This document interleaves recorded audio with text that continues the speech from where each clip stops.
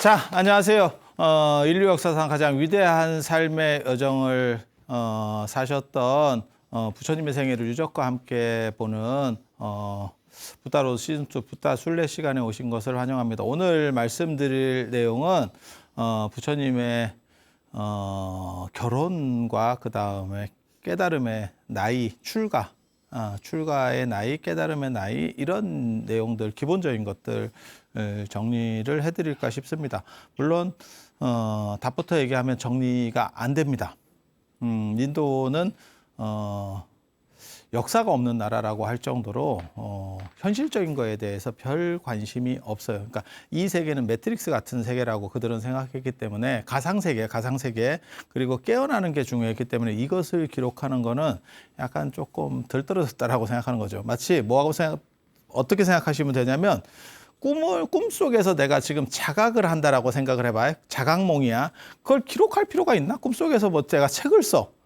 굳이 그럴 필요성이 있을까라고 생각을 하는 거하고 같다라고 보시면 돼요. 그래서 인도 사람들은 그 현상과 관련된 장소에 대한 판단은 있어도 시간과 관련된 판단이 거의 존재하지 않습니다. 그래서 제가 전에도 그런 말씀을 드렸었잖아요. 부처님께서 경전을 보면 언제나 시점이 언제냐면 한때에 이렇게 나오고 그 다음에 장소는 나와요. 기스극고정원에 계셨다, 뭐 바라나시에 계셨다, 뭐 망고동산에 계셨다, 이런 식으로 장소는 분명하게 나오는데 시점이 안 나와요. 시간에 대한 개념이 없어요. 그러니까 우리가 뭐 지금은 표준적인 그러한 시간대를 쓰지만 예전에는 다 각각으로 썼거든요. 우리는 중국 연호를 썼잖아요. 중국 청나라나 명나라의 언어를 썼었고, 그러니까 시간의 지배자가 사실은 세계의 지배자거든요. 그래서 우리 동아시아가 밀렸기 때문에 지금 서기를 쓰고 있는 거예요. 시간의 지배자, 그 다음에 도량형의 지배자, 그게 세계적인 거예요. 지금 현재 시간은 어떻게 보면 시간 기준 정한 거는 영국이고, 지금 그러니까는 우리가 시간 경계선이라고 하는 거 있잖아요. 날짜 경계선. 그 다음에 우리가 약간 좀 애매한 거죠. 우리는 동경 쪽에 붙어 있는 시간을 쓰니까. 그러면 일본이 그걸 작업을 했느냐? 그거 아니죠. 그냥 그린위치 천문대를 중심으로 해서, 영국의 그린위치 천문대를 중심으로 해서 지구를 나눈 거고, 자기네 중심으로 어떻게 보면 세계를 짠 거예요. 그건 영국이 한 세대의 짱을 먹었었기 때문에. 그래서 그렇게 가는 거고, 지금 도량형 우리가 쓰는 미터법 같은 경우는 프랑스가 기준을 정했던 거고. 그래서 그런 기준점이 예전에는 없었죠. 그런데 불교 입장에서는 사실 그걸 기준으로 세우면 되거든요. 어떤 거냐면 부처님이 깨달음을 얻으시고 몇 년 뒤에 3년 뒤에 여기서 지금 설법을 하셨다. 5년 뒤에 여기 설법하셨다. 그러면 이 일 굉장히 쉬워요. 그때 그걸 기록하는 건 일도 아니었을 거거든. 그거를 뭐 구전을 하거나 내용을 아는 거는 일도 아니었을 거예요.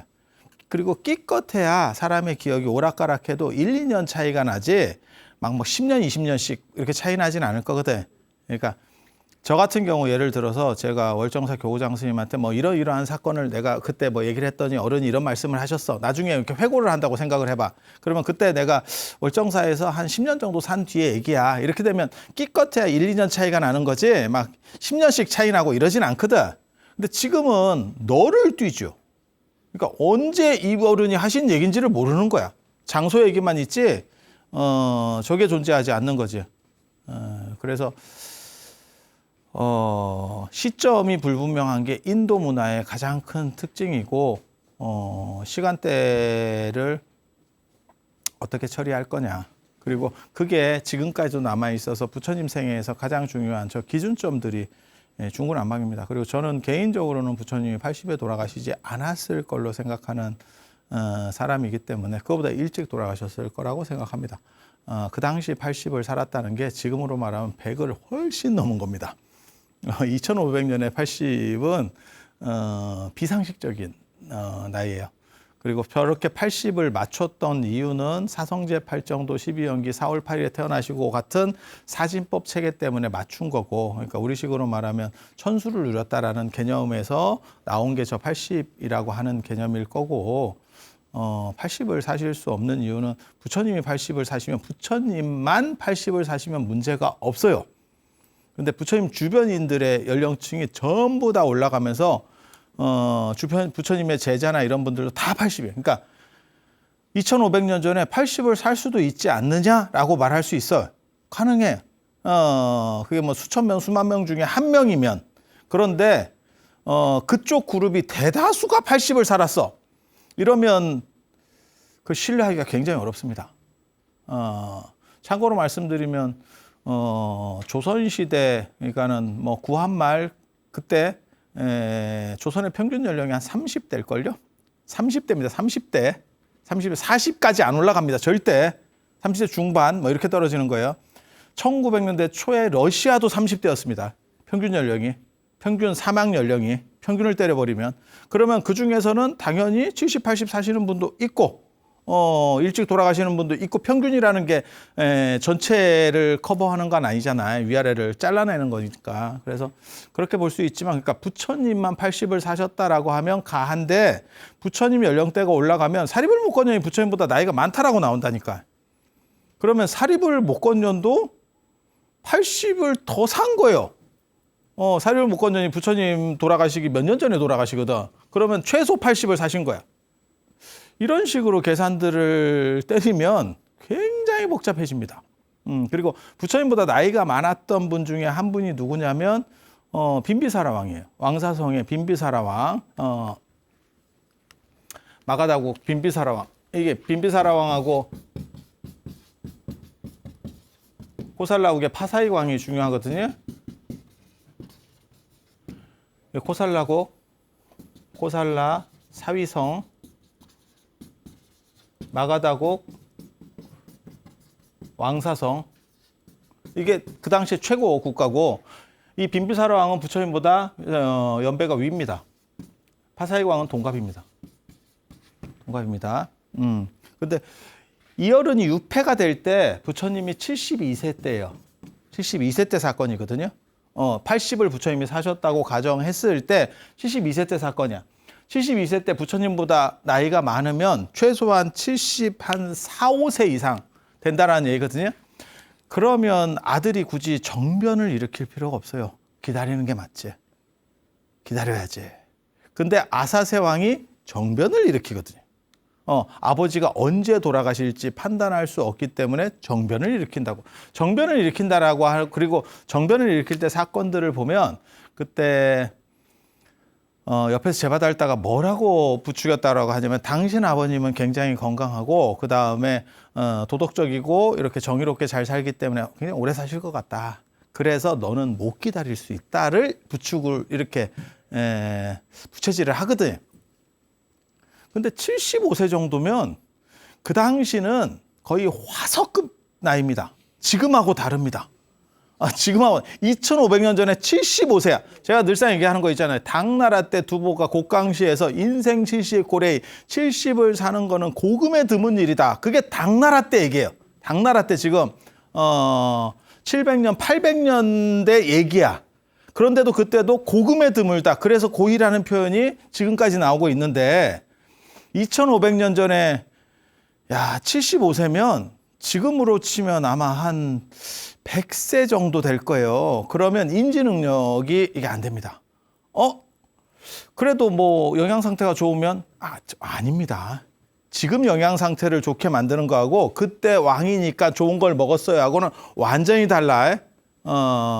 왕의 특징이 운동 잘 안 하고 먹을 거 많이 먹고 그 다음에 이성적으로 많고 뭐 이래가지고 오히려 단명하는 경우들이 많아요. 세종도 나중에 이렇게 돼가지고 실명까지 하잖아. 그러니까 성인병 개념, 운동 개념이 없는 거죠. 이해가 되시죠? 그리고 잘 안 걸으려고 그래. 조금만 나가면 가마 타고 뭐 하고 이런 식으로 가버린다고. 그러면 이게 지금 생각해 보면 좋은 거 많이 먹고 이방원이 마지막 죽으면서 한 말 중에 하나가 그거잖아요. 내 아들은 고기를 좋아하고 고기 반찬 아니면 안 먹으니까 상중에도 고기를 먹여라 라고 하는 게 세종이거든. 그래서 세종이 이렇게 몸도 비대하고 그 다음에 병도 많고 이제 이렇게 결국은 되는 거거든요. 근데 지금 생각해 보면 그 식단 조절하고 운동을 하면 될 수 있는 부분이지만 조선시대 때 그런 인식이 어디 있어? 그대로 올라가면 그런 인식은 아무것도 없어요. 땅 안 밟고 사는 게 그게 최고 권력자들의 삶이에요.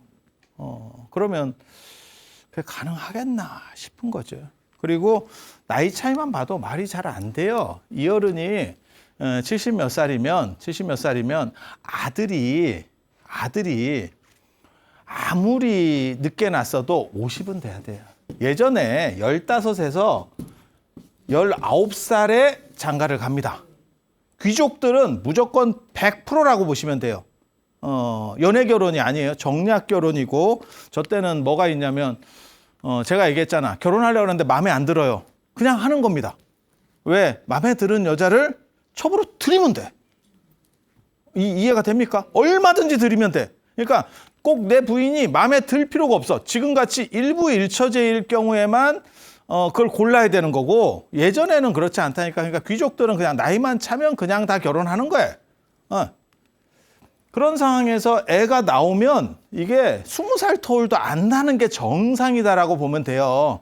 그리고 조금 늦게 났어. 그러면 맥시멈 한 25살. 물론 거기서부터 시작해서 쭉 나오겠지.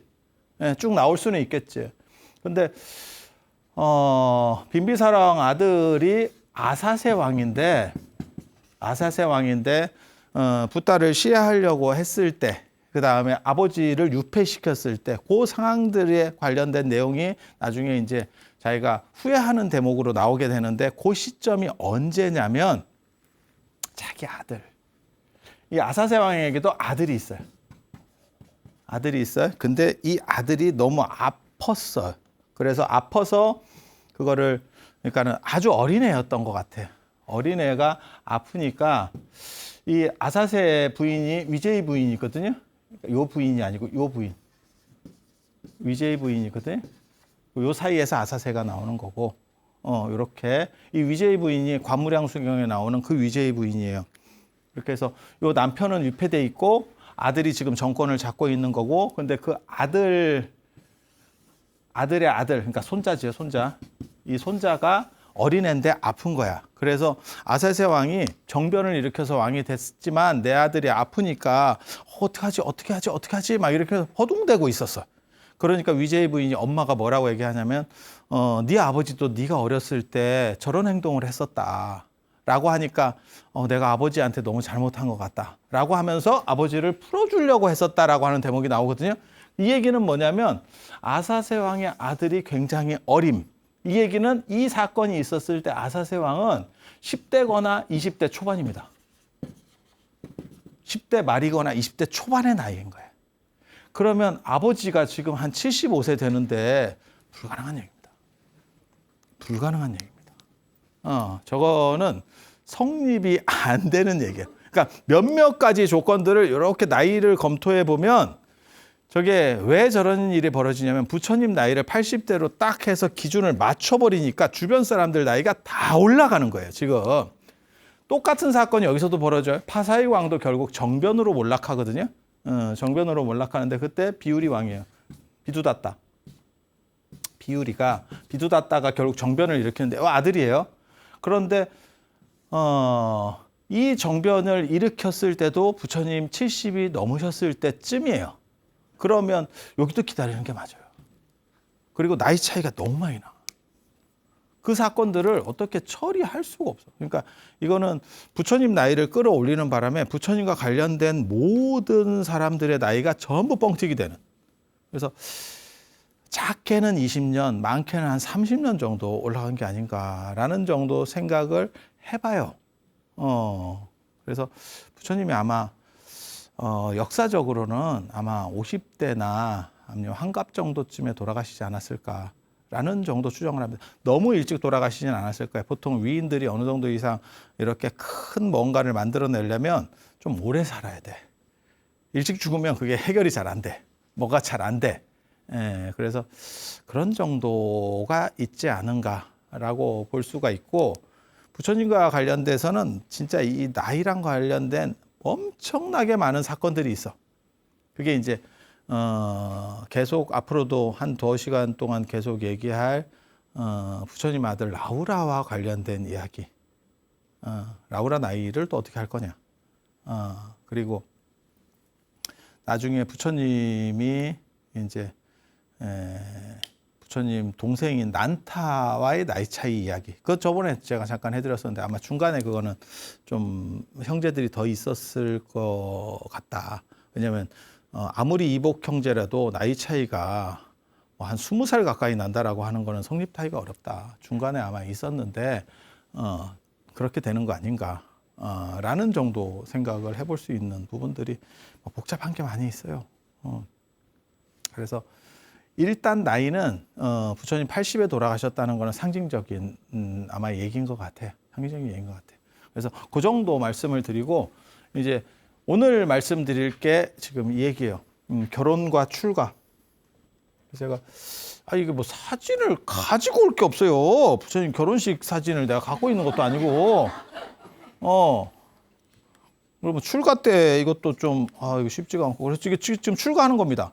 사천왕이 부처님 말에 발을 이렇게 받치고 성을 넘어서 유성 출가하는 거죠. 요 지금 사천왕 원래는 사천왕이 4개가 하나씩 바치는 거예요. 네 명이 말 다리에 하나씩 바치는 거예요. 간다라 나오는 건데 저 유성 출가상 여기는 이제 우리나라 목판에 나오는 건데 이렇게 해서 성을 넘어간다라고 하는 생각을 이제 하고 있는 거죠. 이렇게 여기 지금 근데 보면 여기 부처님이 익선관을 쓰고 있죠. 이거 조선시대 왕이 이거 쓰고 있죠. 이거 저거를 써도 되나 싶기는 한데 인도 분이 뭐 이렇게 그래서 이것과 관련해서는 2가지 나이 터울이 있어요. 하나는 17세 결혼설. 저는 이게 맞다라고 생각하는 사람이고 지금 현재 유행하는 건 이겁니다.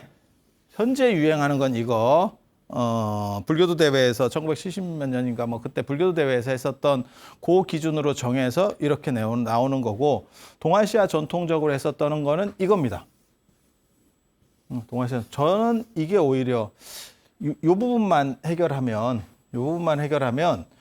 요게 오히려 타당하다라고 생각하는 사람이고 차이는 몇 가지가 있습니다. 하나는 17세 결혼설, 하나는 19세 결혼설. 이거는 뭐 둘 다 가능해요. 둘 다 가능해. 그 당시에 조금 빨리 하면 남자니까 17세 정도에 하고 조금 늦으면 19세 정도에 해. 네, 이런 정도가 그냥 일반론이에요. 20살 이전에는 다 결혼한다 보시면 돼요.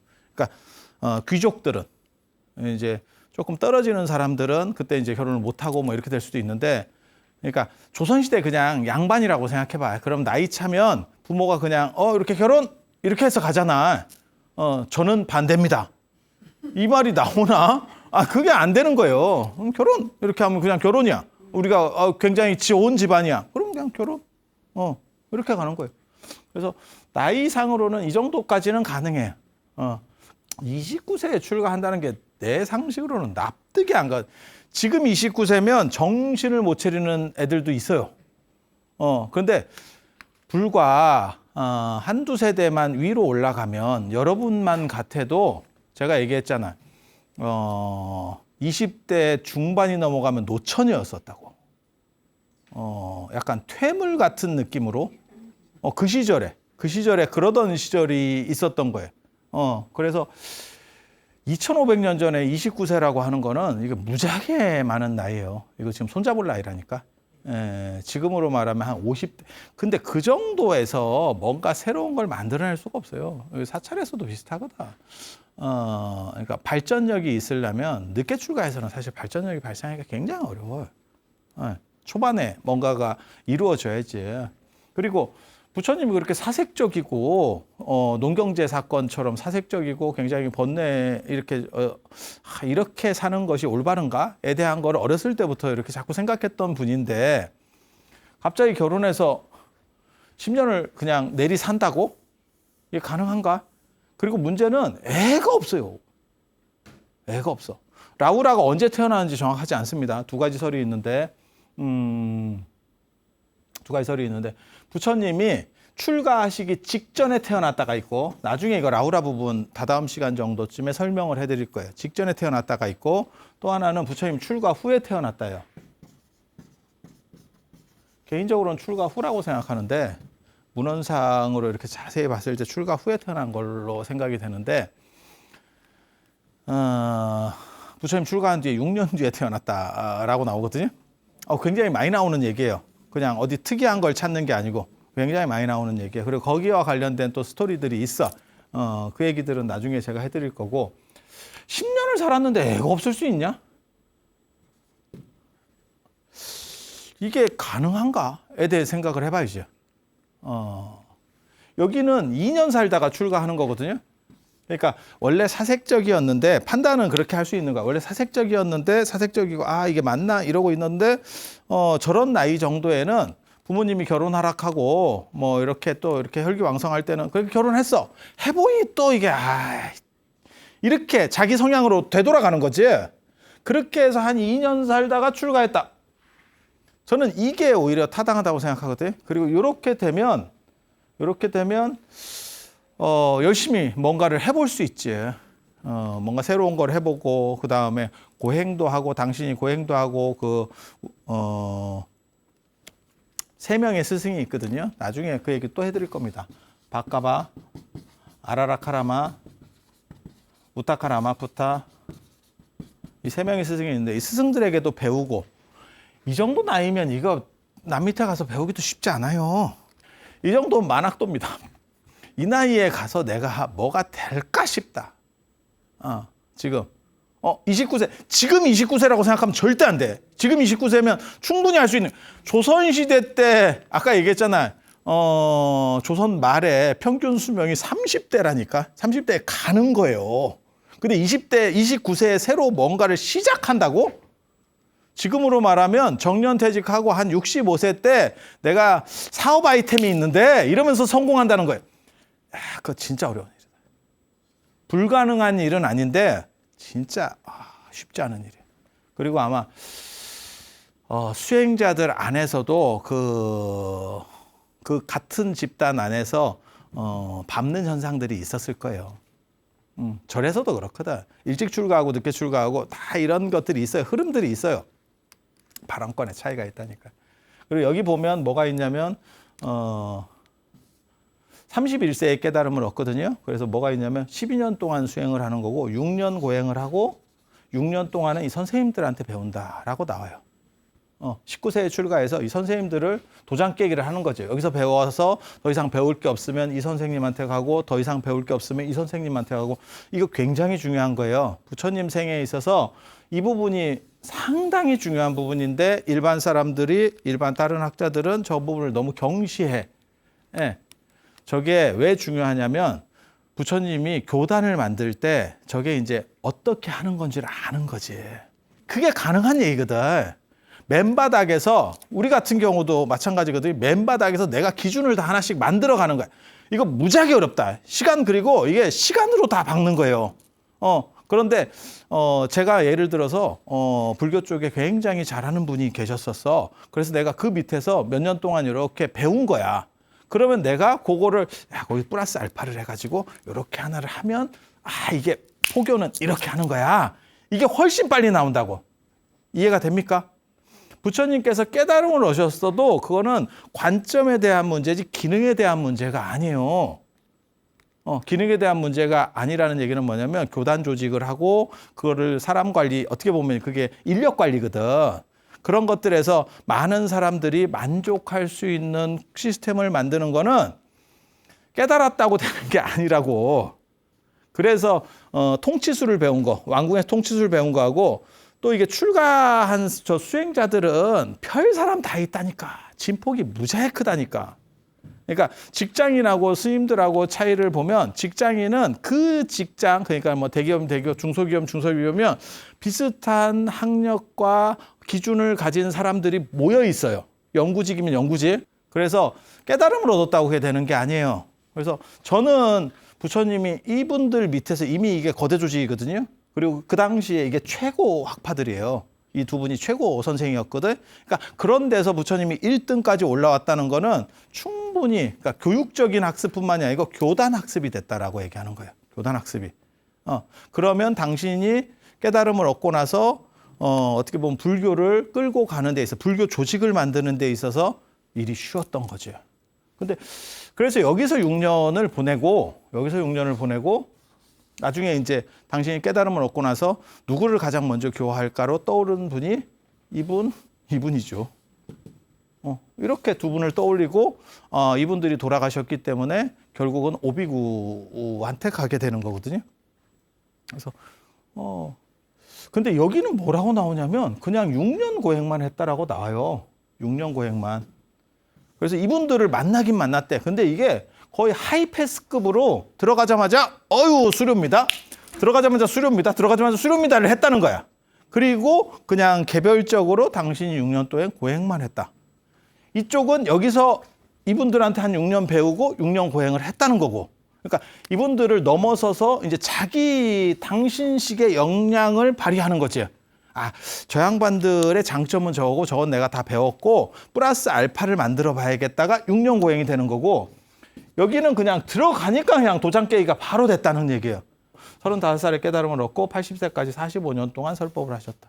여기는 이렇게 나오는 거고, 여기 같은 경우는 19세에 출가해서도 12년 동안 수행을 하는 바람에 오히려 31세, 35세 비슷해져요. 비슷해져요. 그러니까 많이 땡겨지진 않아. 그래서 49년 설법설이라고 하는 게 나오는 겁니다. 80세가 지금 의심이 되는 상황이기 때문에 여기서 요 기간이 정확하냐를 말하기는 상당히 어려워. 상당히 어려워. 그렇지만 요 부분에 대해서는 생각을 해볼 수가 있어요. 근데 저는 이거는 부처님을 너무 대단하게 띄우려는 측면에서 윤색된 거라고 봐요. 그러니까 부처님은 너무 대단하기 때문에 이런 그 당시에 최고 스승들이라고 해봤자 그건 그냥 한 방이야. 이렇게 툭 건드리면 무너지고 라고 생각하는데, 실제로 현실에서 보면 안 만나준다니까. 건드리려도 대화를 해주지 않아요. 너무 좀 비상식적인 논리들을 가지고 쓰는 거예요.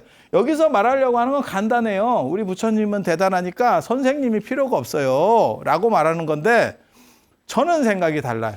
이것 때문에 교단 조직이라고 하는 거를 이해했다. 그리고 어떻게 사람들의 관심사가 뭐고 어떻게 수행 지도를 해야 되는지에 대한 기본 틀을 확립한 게 이걸 거다. 그러니까 부처님에게 있어서 왕궁 교육과 관련해서 통치술을 배웠다. 이거는 조직관리거든요. 조직관리. 그렇지만 여기는 특수조직이라고 해요. 그러니까 저걸 배우고 플러스 이걸 하나 배우면 조직관리 참 잘할 것 같죠. 학습된 자체가 굉장히 대단한 거예요. 그래서 불교가 한 방에 일어날 수 있었던 이유는, 그리고 저게 이제 혼자 깨달음을 얻었다라고 말하는 사람들이 대부분 조직관리 못해요. 그러니까 뭘 혼자 뭘 어떻게 했다. 저거는 왜 그러냐면 깨닫는다고 해결되는 게 아니에요. 여러분이 어떻게 생각하실지 모르겠는데 여러분도 해보면 그렇습니다. 그리고 조직이라고 하는 게 저도 이렇게 해보면 제일 한 20명 이하가 좋아. 20명 이하는 이게 편합니다. 이거는 가족 같은 분위기. 그리고 이거를 어떻게 해서든지 한 50명까지는 만들어야 돼. 이러면 조직이 돼요. 이 중간에 싸움이 무지하게 납니다. 이거는 가족도 아니고 조직도 아니고 친한 사람은 가족 같은 관계라고 생각을 하고, 좀 덜 친한 사람은 그래도 우리가 뭔가 기준이 있어야 되는 거 아닙니까? 계속 갈등해. 진짜요, 진짜. 그래서 저런 것들은 사실은 또 다른 학습이에요. 그래서 자기가 능력이 얼마나 있느냐하고 이런 거는 학습적인 부분이기 때문에 완전히 별개라니까요. 부처님께서 불교 교단을 쉽게 크게 단시간에 만들 수 있는 건 이 부분이 있어야 되고, 이 부분을 늘려면 저 교단의 조직을 이해하고 이런 것들을 늘려면 이 방법밖에는 없어요. 저는 사실은 이게 더 타당하다라고 생각을 해요. 그런데 이쪽 집단은 뭐라고 얘기하는 거냐면 우리 부처님이 누구한테 배웠다라고 하는 건 창피하다라고 생각. 근데 배워서 넘어서는 게 왜 창피한지 난 정확하게 잘 모르겠어. 그럼 뭐 태어나자마자 뭐 모든 걸 다 알고 그러면 신이지 부처님이 아니고. 원래 기본적으로 이렇게 되어 있는데 그런 거잖아. 스티브 잡스나 일론 머스크 같은 사람들도 기존에 있는 거를 이렇게 해서 한 단계를 다 올리는 거지. 전혀 새로운 설계를 해가지고 새로운 걸 만든다? 그게 어떻게 가능해? 불가능한 얘기죠. 그래서 이게 타당하다고 생각을 해요. 그래서 부처님은 17세에 결혼을 했고 19세에 출가를 하다 보니까 그러니까 결혼 직후부터 약간 이게 맞나 이런 생각을 했던 것 같아. 그러니까 애도 잘 안 들어서고 뭐 이렇게 안 됐겠나 싶어. 10년 정도 살면 이게 애가 안 들어서면 병원에 가서 검사 받아야 돼. 병원에 가서 검사 받아야 돼. 이게 지금 라우라는 출가 직전에 태어났거나 안 그러면 출가 후에 태어난 사람이에요. 그 얘기는 뭐냐? 이 아내는 요 기간의 대부분은 애가 없었다는 얘기거든. 근데 이 정도는 내가 보기에는 가능해. 그리고 야쇼다라와의 관계가 별로 좋지 않았어요. 우리가 생각할 때는 야쇼다라가 출가하고 나서도 계속 부처님을 그리워하고 뭐 이렇게 나오는데 남방경전이나 이런 쪽에 보면 야쇼다라가 끝까지 부처님을 원망하고 이렇게 하는 대목도 나오거든요. 아니 저는 그게 오히려 현실적으로 맞을 수도 있다는 생각도 해요. 동의를 구하고 건 또 아니고 저게 유성출가라고 하는 게 밤에 이게 아닌갑다 막 고민하다가 밤에 에라이 이러면서 가는 거거든. 그런 상황인 거거든. 아니 뭐 상의를 하고 자 당신은 어떻게 생각하느냐 뭐 이렇게 한 게 아니고 그러면 남은 사람 입장에서는 이게 뭐 제가 전에 그 얘기 해드렸었는데 과묵한 남자 이야기. 그래서 그 사람이 얼마나 과묵한지 나중에 집에 안 들어와가지고 전화해 보니까 미국에 파견근무 1년짜리 나갔다고 마누라한테 얘기를 안 하고 간대. 근데 그게 이야기니까 재밌는 거지. 그걸 당하는 마누라 입장에서 여보 왜 요즘 안 들어와요? 이랬더니 난 미국 파견근무 갔잖아. 1년짜리야. 이러면 이게 내가 이 인간하고 같이 살아야 되나? 이게 도대체 사람을 뭘로 보고? 라는 생각이 들겠지.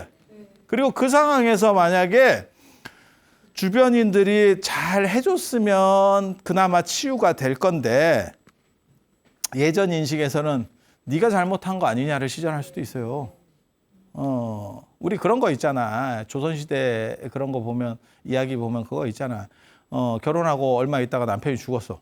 그랬는데 죽을 수 있지. 뭐 감염이 됐거나 뭐가 어떻게 돼서 뭐 감기가 걸려서 폐렴이 돼서 죽었거나 뭐 이렇게 될 수 있지. 그건 충분히 가능한 건데 그거를 사람을 잘못 들였더니 이게 서방 잡아먹은 년 뭐 이런 식으로 해버리면 와 그거 진짜 미치지. 이 시월드에서 계속 구박을 받아봐. 너 때문인 거 아니냐? 이렇게 하면 그때마다 죽으면 그나마 남편이 죽었으면 어쩔 수 없다라고 생각하는데 출가했어요 이러면 아유 내가 저 양반 때문에 이 생각이 안 들 수가 없다니까. 그러니까 야쇼다라가 끝까지 원망했다라고 하는 것도 내가 보기에는 오히려 더 설득력이 있는 거 아닌가라는 생각을 해요. 이게 불교가 문헌이 많다 보니까 상반된 기록들도 있어요. 상반된 기록들도. 그런데 분명히 우리 같은 사람들이 했을 거라고 생각해. 불리한 기록에 대해서 삭제를 하고 커버를 쳐요. 이게 이제 가방끈들이 하는 거거든. 그러니까 내가 만약에 예를 들어서 뭐 우리 스님에 대해서 행장을 써. 그러면 내가 이렇게 이렇게 또 좋게 해서 쓰는 거지. 일반인은 못 합니다. 그거는 가방끈들이 하는 거예요. 가방끈들이. 그러니까 가방끈들이 죽이려고 들면 요만한 거를 이렇게 비틀어 가지고 굉장히 안 좋게 만들어 갈 수 있고 비윤리적으로 만들어 갈 수 있고 좋게 만들고 싶으면 그게 사건이 이렇게 큰 거라도 어쩔 수 없이 그거는 필연적 선택이었다. 이렇게 또 얘기를 하는 거야. 그러니까 쉽게 말해서 뭐 사명당도 그게 걸리는 거예요. 예를 들어서 아무리 국가가 위험해도 그래 종교인이 사람을 죽이는 것이 정당하냐? 이렇게 할 수도 있고 국가가 위험한데 종교는 잠깐 이렇게 놓더라도 자기를 희생해서 국가를 구해야 되는 거 아니냐? 들으면 둘 다 그런가 하고 간다고 이게. 네. 일반인이 그런 논리를 펴면 잘 귀에 잘 안 들어오는데 가방끈들이 원래 그런 거예요. 그래서 분명히 불리한 것들을 지우려고 했었던 흔적들은 있어. 그런데 경전이 너무 많다 보니까 좀씩 남어 흔적이 있어. 그러면 공부하는 사람들은 그 흔적을 찾아서 들어가는 거죠. 마치 뭐하고 똑같은 거냐면 화석하고 똑같은 거예요. 화석. 화석은 이 지구상에 오래전에 있었던 어떤 흔적들이잖아요. 그러면 그 화석들이 부분만 남았지.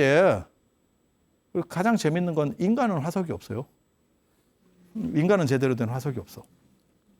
그래서 이렇게 화석들 남은 걸 보고 우리가 고생대 때는 이랬고 중생대 때는 이랬고 뭐 캄브리아 시기에는 이랬고 이런 것들을 추정해내는 거잖아. 그게 전문가들이 작은 단서를 가지고 보는 거잖아요. 그래서 똑같아요. 조금씩 흔적들이 남아있는 걸 가지고 아니었을 것 같기도 한데 라는 생각들을 만들어가는 거죠. 그래서 17세, 19세 이 출가설과 결혼설과 그 다음에 17세, 19세, 29세의 출가설 그리고 타당한 건 이쪽이에요. 그리고 동아시아 전통에서는 계속 이걸 하고 얘기했어요. 그래서 49년 설법설이라고 하는 게 계속 나오는 거고 지금 현대에는 지금 요걸로 이게 남방 쪽 주장이 받아들여지면서 이렇게 된 거예요. 근데 저는 이게 납득할 수가 없는데 저걸 왜 저렇게 쓰는지 내가 정확하게 잘 모르겠어요. 그래서 요 부처님과 전에 보여드렸던 사진입니다. 부처님과 부처님과 야쇼다라 그리고 여기 라우라 라우라 아주 천진하게 이렇게 있는데 사진 잘 안 보이실 거예요. 천진하게 있는데 요 관계들 그게 진짜 서로 친밀한 관계냐 아니면은 약간 또 다른 스토리들이 있느냐 그런 이야기는 오늘은 그만하고 아마 다음 시간에 지금 사문유관과 관련된 이야기를 해드릴 거고 라우라는 부처님이 출가하시기 직전이나 그 이후에 태어났기 때문에 시대적으로 봤을 때 시간 순서로 봤을 때 이제 다다음 시간 정도에 라우라 이야기 해드릴 수 있도록 하겠습니다. 자, 들어서 감사합니다.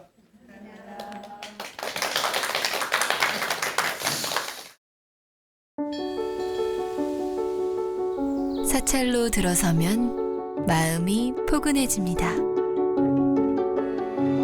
힘들었던 기억은 내려놓고 나를 찾는 시간을 가져봅니다. 나를 위한 행복 여행 템플스테이로 당신을 초대합니다.